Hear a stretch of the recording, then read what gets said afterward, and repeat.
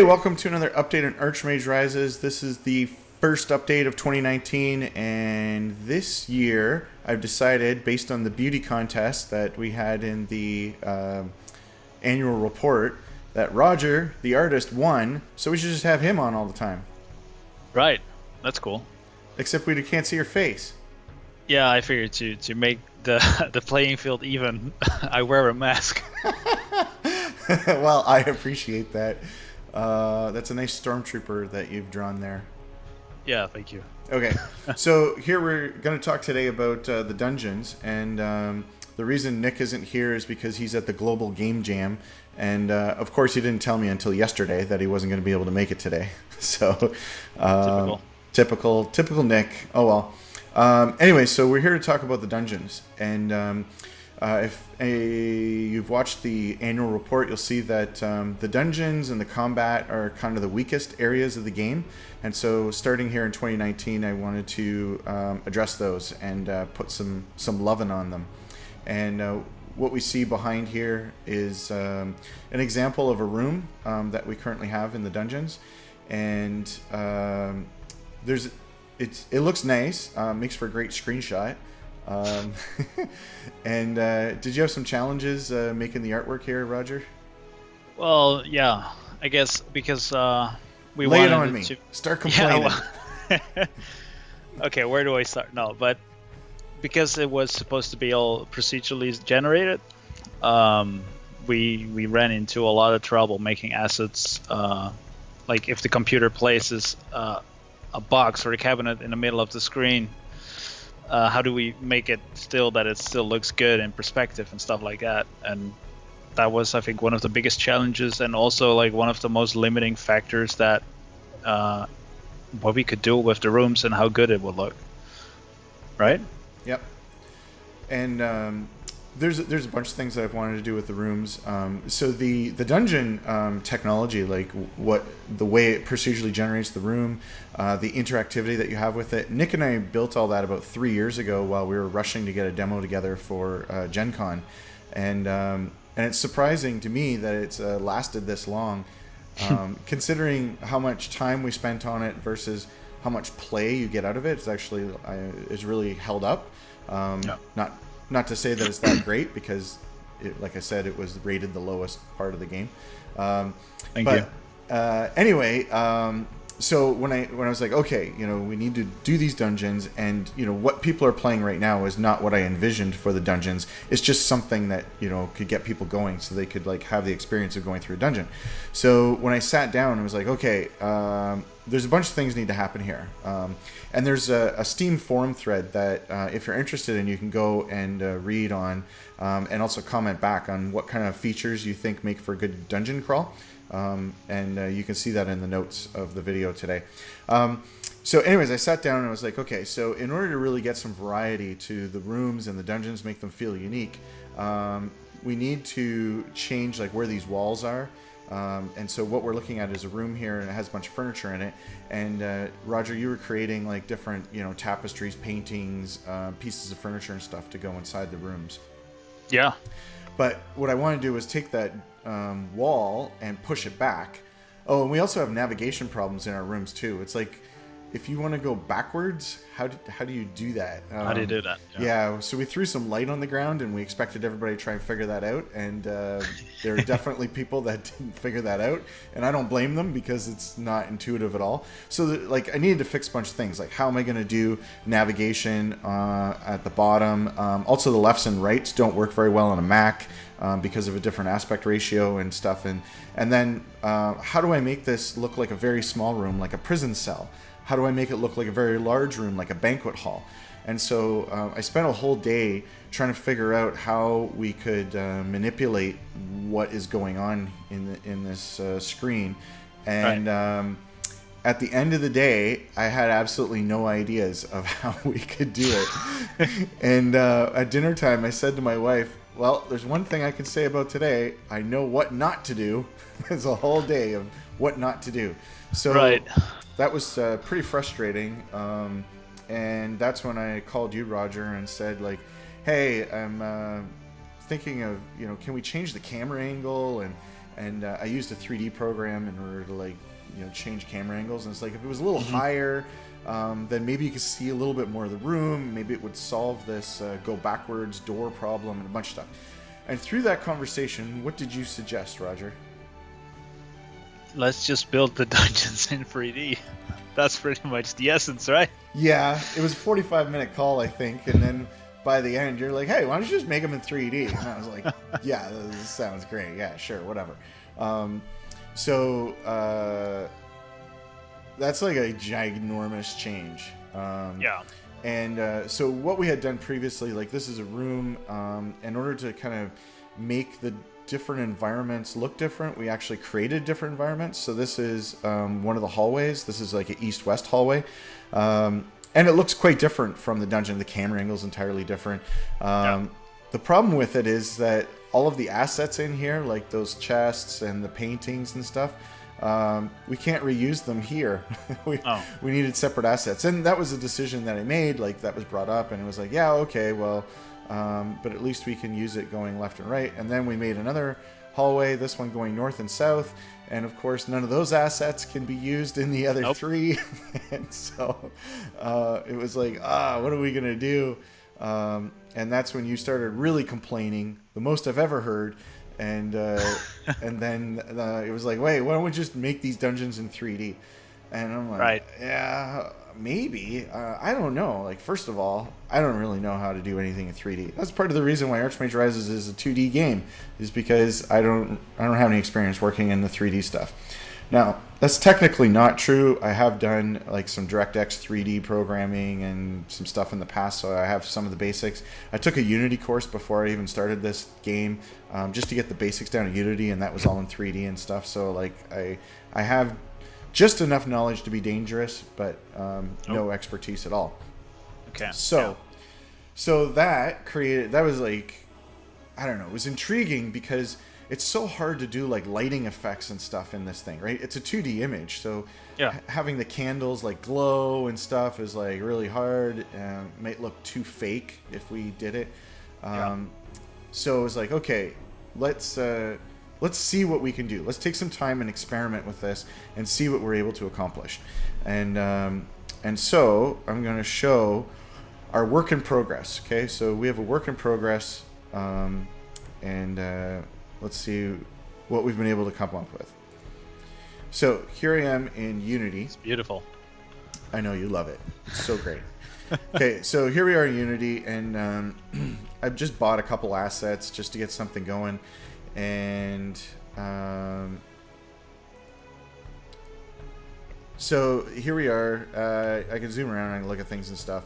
And the very first thing I wanted to do was to see how I could generate some geometry. And I've been working on that. And over here is a hallway that I've been able to generate. And I'm going to show you this little code thing that I made. And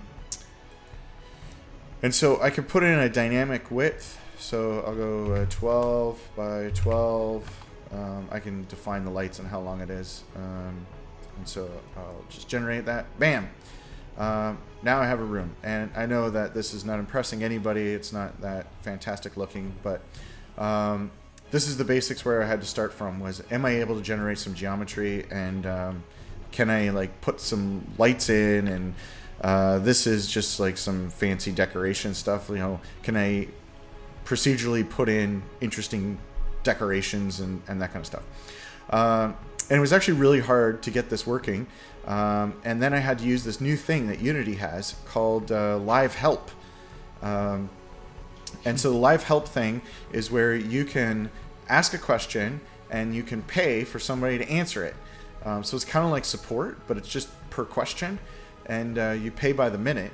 And I got stuck on this generating this geometry and texturing it and making it all look correct. I got stuck on that, and this thing is currently being piloted only in Canada. Isn't that cool? Oh. Yeah. Okay. It's a big thing for Canada. It's a big thing for Canada, yeah. It's on our flag now. We just have the maple leaf and the Unity logo.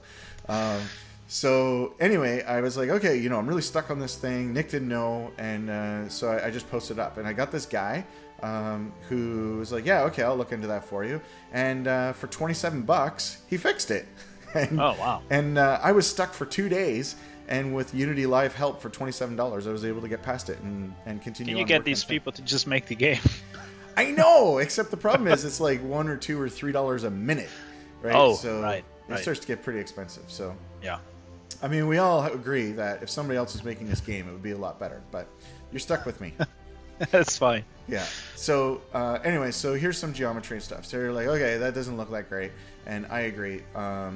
But what I can do is if I generate it at these small sizes, I get like a little tiny hallway. And if I go into game mode, it actually doesn't look that bad, right? You can see here, it doesn't look too terrible. And so what I like about this is we're getting some lighting effects down there.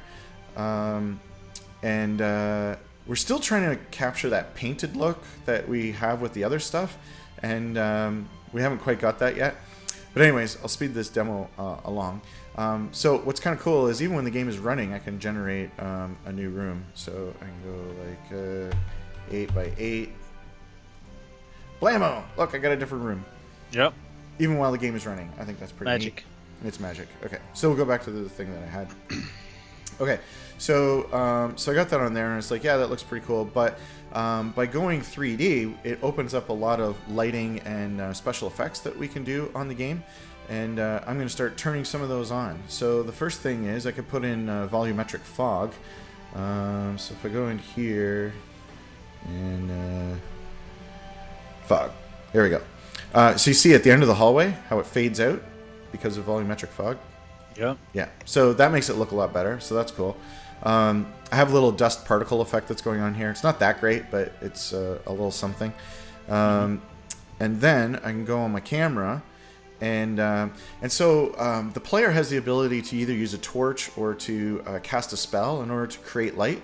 And there might even be multiple ways of multiple light sources that the player could have. So I'm like, hey, what if we could actually show that the player was using an arcane light? And so this is a light that's generated from the camera, and I made it kind of purpley or whatever for the arcane light spell that somebody would have, right? So if I wanted to make it more in the blue range, or if they're using a torch, so this opens up some cool possibilities. So I like that. It's more immersive that way. Yeah, it's more like being there. And so then if we add in some of these post-processing effects, and I'll just turn them all on. Now we got some grain, and we got some vignette, and some focal depth, and some occlusion, ambient occlusion, I think it's called. Anyways, I haven't played around too much with all these post effects, but now actually it's starting to look pretty decent. Yeah. And so this makes me happy. So Me too. that's good. And so what I really like about it is that it works just with any size geometry. So if I wanted to make it a wider thing, it's still working. And anyways, that makes me happy. So so how would we actually use this in the game? So right now in the game, we have this approach that I think it was Dero or Durhan. I always confuse those guys. And they said, hey, we should have like a narrative approach to the dungeon exploring. And I agree. That's actually what we're trying to do. So I'm not trying to make it 3D like you actually control the camera and move around through it. I'm actually just doing exactly what we have today, which is, hey, here's an interesting hallway. Oh, here's something interesting in a room.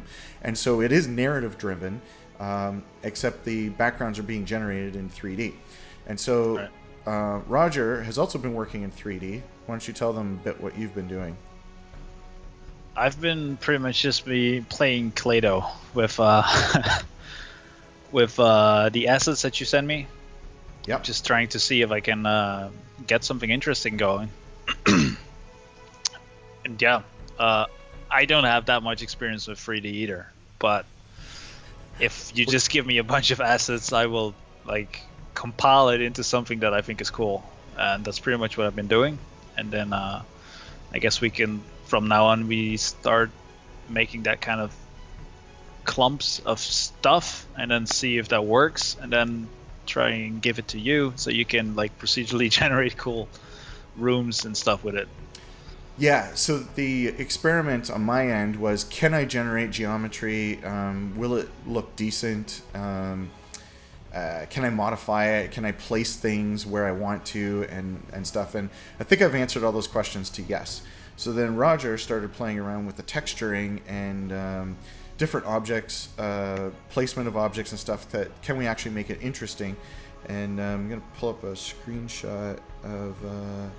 Okay, so this is an example of kind of where we think we can get with it, right? Yeah. And so we can have nice, we can have lighting effects going on in there with bloom and whatever, and just the placement of things. And so the idea is when you go into a dungeon area, you can still click on the screen. It actually plays exactly the same as the current 2D one. And so if we wanted to search these jars, they would highlight, and then you click them and you search, and maybe they're trapped or not. But I want to have like different barriers and obstacles, and even some puzzles, which I'll talk about in a second. So there's a collapsed area in the back here. So you're able to interact with that collapsed area, and use spells in order to get rid of it, or I don't know, a crowbar or something like that, in order to get past the collapsed area and then move on to the next room. So basically, we're at the point where Roger's convinced that he can make something that looks cool. I'm convinced that we can generate something, and so I'm just now going to work on combining what I've been working on, what you've been working on, and hopefully get to something like this. Yeah, let's try and do that. So one other thing that has come up is with the dungeons is the fact that they're like really basic, like you just explore them and there's nothing much going on, and so the idea of puzzles. Now, I'm personally not a fan of puzzles, like logic puzzles that sometimes take place in dungeons, whether it's tabletop or in computer role-playing games. It just to me it's I don't know, something that breaks up the game. Like I just get stuck usually on the puzzle. Okay, maybe I just say I'm not very good at puzzles. This might be your own doing. Right? Yeah. So when I think about puzzles for Archmage, it's more of like a locked door, and how am I going to unlock that door? Find the key somewhere in the dungeon. Maybe I'm strong enough, just blast it down. That's a way of overcoming the puzzle. Using lockpicking skill, right, in order to get the door open. Same thing with chests. There was some game that I played where, like, if you smashed a chest, there was like a 50% chance that you broke whatever was inside. So even though you go around and you could smash the chests open, there was a reward for finding the key or having higher skills or something like that. So those basic kind of things. The other thing I want to do is have like water in the dungeon. So if we could have maybe like a foot of water in this room, that would be nice. I think that's easier to do in 3D than it is in 2D. I think so too. Especially to get the water to kind of look correct. That creates problems with like, hey, how come these things don't float and that kind of stuff. I don't want to do that. I don't want to deal with that. But anyway, the idea is like if a room is filled with water, then you have to have a way of breathing, or find a way to drain the water out of the room, like that kind of stuff. I don't want to have too many animated effects. The idea is that it is like a background that has a little bit of I don't know, animation, like lighting and stuff to it, just to make it look more alive. So we spent a week experimenting, and we think this is the direction that we're going to go. So I would really like to hear from you, the fan base, as to what you think we should go in this direction, because this is a big decision. This is a big decision, like when we decided to animate the characters in combat, or decided to have a hex map instead of a flat map that was always the same all the time. This is definitely going to add some time to the game. Now, Roger says that it's going to speed things up for him.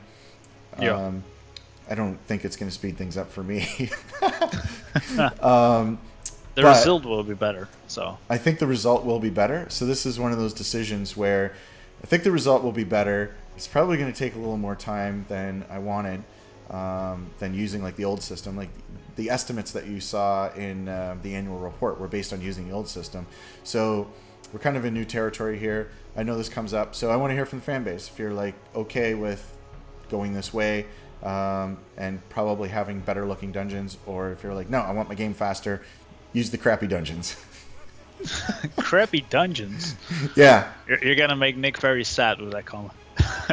you know how much time he spent like mapping those paintings the right way so they would always place in perspective and stuff like that. Yeah, he did. He did spend a lot of time on that. Yeah.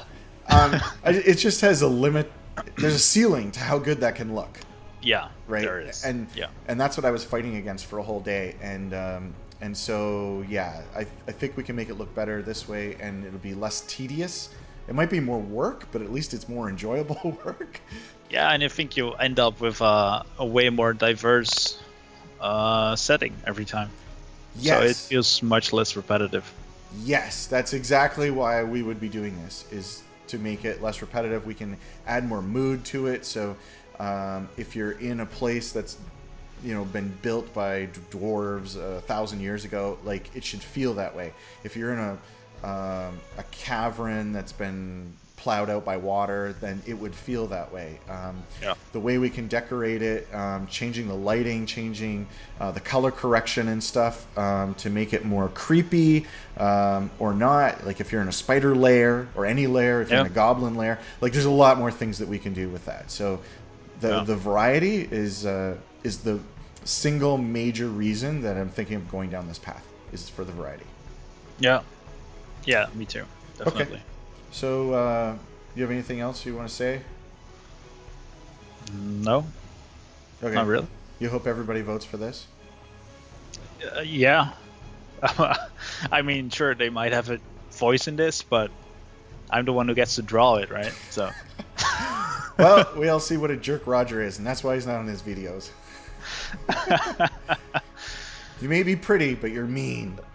Yeah, definitely.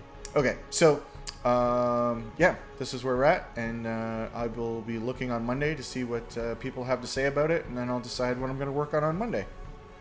Sounds good. Okay. Sounds like a plan. All right. Thanks, Roger. Bye, everybody. Thank you. Bye-bye.